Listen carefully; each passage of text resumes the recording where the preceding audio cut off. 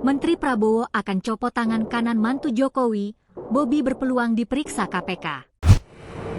Tanpa ampun, Menteri Pekerjaan Umum Dodi Hanggodo menegaskan komitmennya untuk mencopot Kadis PUPR Topan Obaja Putra Ginting, alias Top.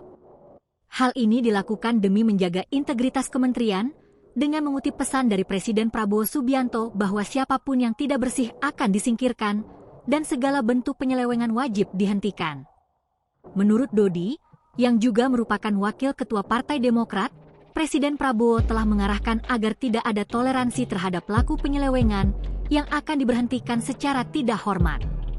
Pernyataan ini ia sampaikan dalam konferensi pers di Jakarta pada Sabtu malam, sebagai respons atas operasi tangkap tangan, OTT, oleh Komisi Pemberantasan Korupsi, KPK, terhadap jajaran Kementerian PUPR di Sumatera Utara, Kamis, 26 Juni 2025. Ia mengutip langsung ucapan Presiden.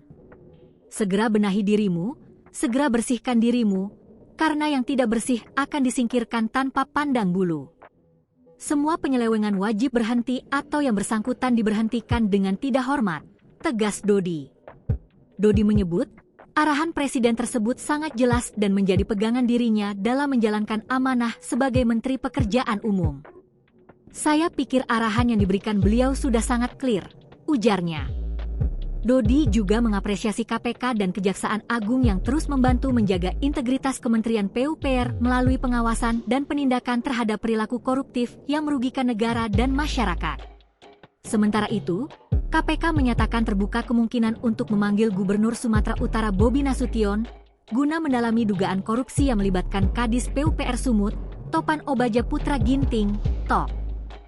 Kalau ada kaitannya, baik itu aliran uang atau perintah, tidak harus selalu berupa aliran uang, termasuk ke gubernur, kami akan panggil tentunya, kata PLT Deputi Penindakan dan Eksekusi KPK, Asep Guntur Rahayu, dalam konferensi pers di Gedung Merah Putih KPK, Sabtu, 28 Juni 2025. Asep menjelaskan bahwa KPK akan menelusuri seluruh kemungkinan aliran dana suap dalam kasus ini, termasuk jika ada indikasi dana mengalir ke gubernur atau pejabat lainnya. Ia menyebut KPK telah berkoordinasi dengan PPATK, Pusat Pelaporan dan Analisis Transaksi Keuangan, untuk melacak pergerakan dana. Jadi tidak ada yang akan KPK kecualikan dalam kasus ini, pungkasnya.